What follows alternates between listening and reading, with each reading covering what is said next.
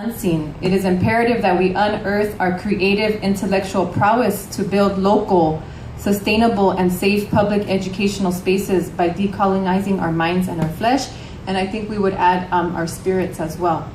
So just real quick, how I met Ivy was at a Malk's conference in 2012, and the conference title was Todos Somos Arizona.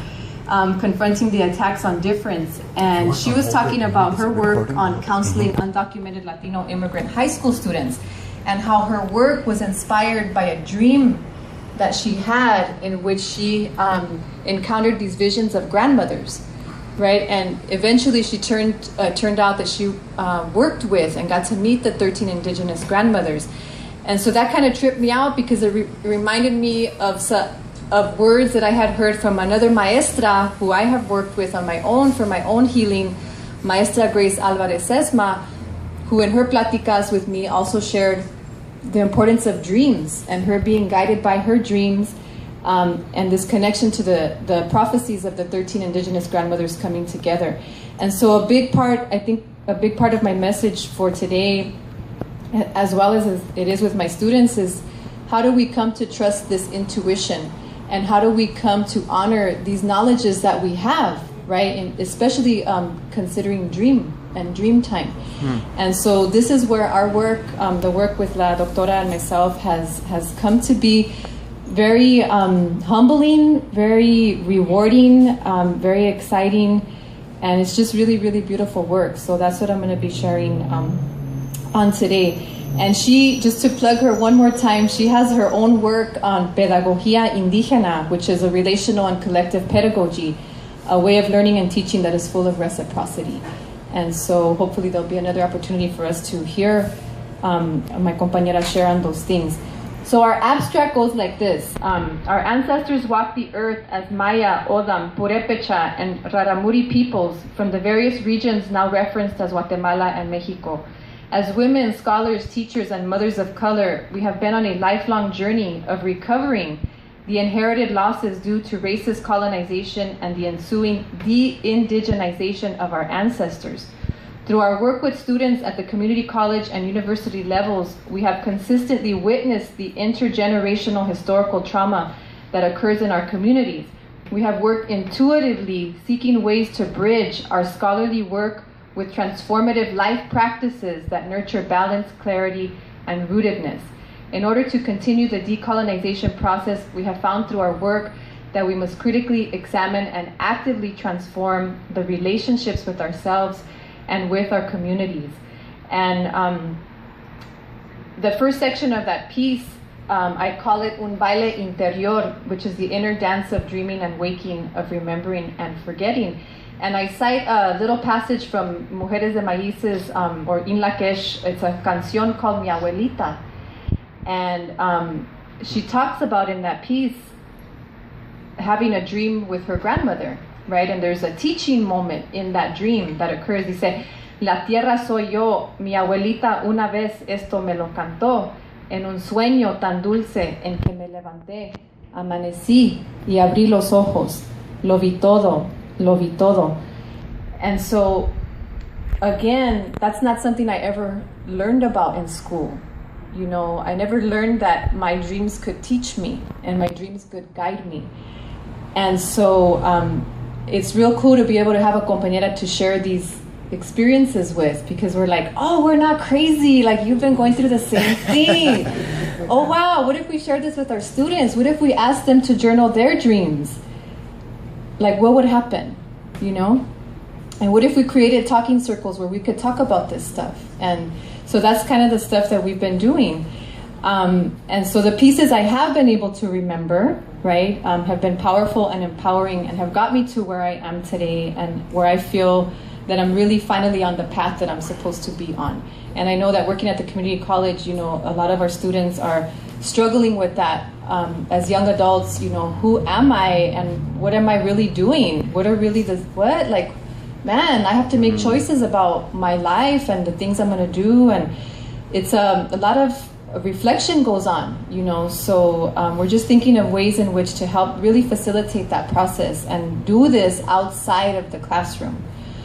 So we use the curriculum and the content and the readings as a starting point, and then we take that a little bit further. And so before I get into, I'm going to share one of the units with you. I just wanted to say, you know, because we have to balance these multiple roles, you know, as women, as scholars, being a PhD student, teaching at an institution, you know, that has, I teach in the English department primarily, and that is not a safe space for me to, you know, present works by people of color. And so, despite the fact that we have 45% Hispanic, Latino, you know, as a college defines it, population, we're a Hispanic serving institution and all that, but the curriculum and the faculty themselves do not represent the student body. And so that's very toxic.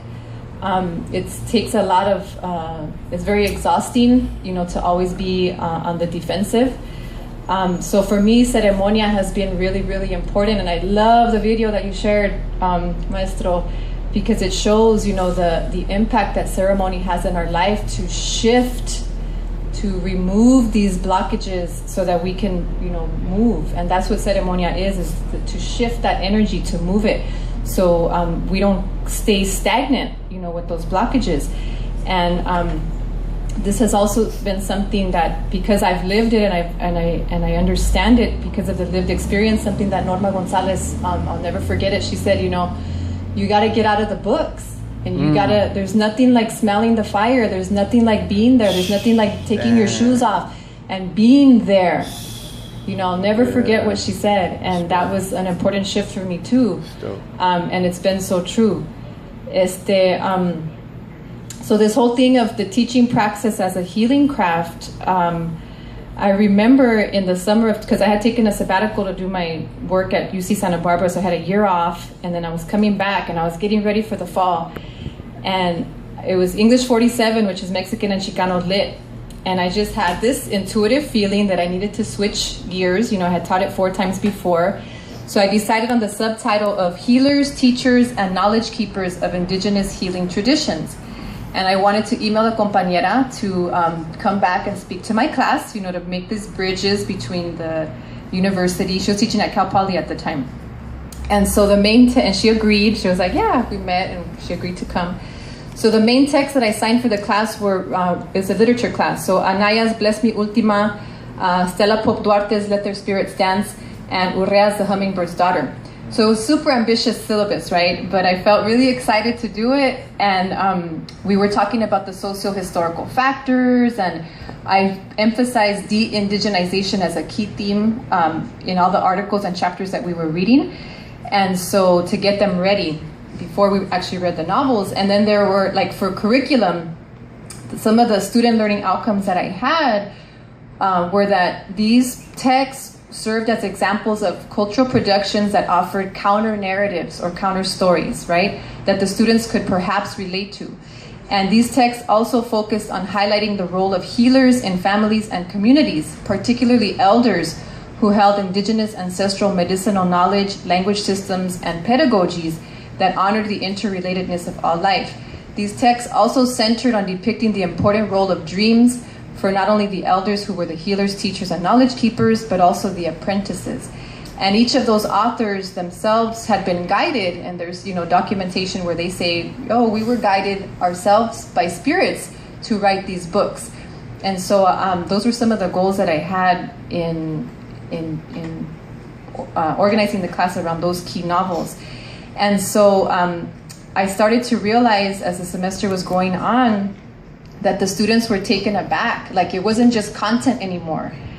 It was like, I'm having dreams. Like, I'm reading Anaya and I'm having dreams, you know, and something's going on with my spirit and my emotions. And so it was body, it was emotion, it was spirit, as well as their minds were being shifted, and, you know, so there was some movement going on there. And so they started to reawaken and remember. And then when I brought, when Ivy finally came in, I think it was the first time we actually did a circle, and I had to be outside of the circle because I was doing the PowerPoint for her. So I got to see, you know, from a distance what was going on, because she was intuitively sharing from her corazón, her own experiences. And so some of the students were, and she had opened in the, in the 7 directions and all of that. And even though it was a dim room, there was a lot of light, in the classroom. And so some students were just really, they were crying. She was crying and they were crying, and some were just like holding back. And there was a lot going on on that day. And afterwards, the students didn't want to let her go. They were like, they kind of rushed her at the end, and just, when you're in a space and you don't want to let go, like you don't want it to end. And they had to go on to their next classes and stuff. And what we got from it was like, they want more. So how can we recreate this? How can we recreate this outside of the classroom? And so we did. I asked my compañeras at La Culebra Park if I could teach my class there. And we all met there one time, or those that were interested. It was never a requirement. It was just something that we put it out there, I'm hearing from you that you want more, you want a little bit more actually hands-on. So we're going to offer this space for you. And we did a círculo over there. And again, it was just the first of many, many shifts that happened. And then I'm not going to go into too much detail. After that, we put it out there to them, hey, there's this conference going on in Oakland. It's the 42nd Annual National Association of Ethnic Studies, and it's called Research as Ceremony, Decolonizing Ethnic Studies. And I was like, wouldn't it be an awesome thing for these community college students, and there were some Cal State students as well, to go and present at a conference? And they jumped on it. They're like, yeah, we're down, we'll go. And so what ended up happening was we all co-created and co-presented, co-led a talking circle in Oakland, where we met, phenomenal people, and they really got a lot of affirmation for the importance of this work, that there is a need for healing, the creation of healing spaces, and we don't need to ask permission. That was, I think, one of the main messages they got. They don't have to get their BA, they don't have to be ya preparados con papeles of any sort, to be able to do this work. And it was very empowering for them. It was super empowering for me, and I know for Ivy as well. And so that's where we're at. The group still meets. We're going to be meeting in Big Bear in a couple weeks. So it's just, again, from the content and curriculum that began in the class, we really took it upon ourselves to take it outside the classroom, and it's been really beautiful work. And it's one of those things where our families, like, it's intersecting, like my students hang out with my kids, and like it's breaking all kinds of boundaries and protocol that I know, the administrators would just faint about. But that to me is where Chicano Studies is and should be going. So con eso termino. Muchas gracias.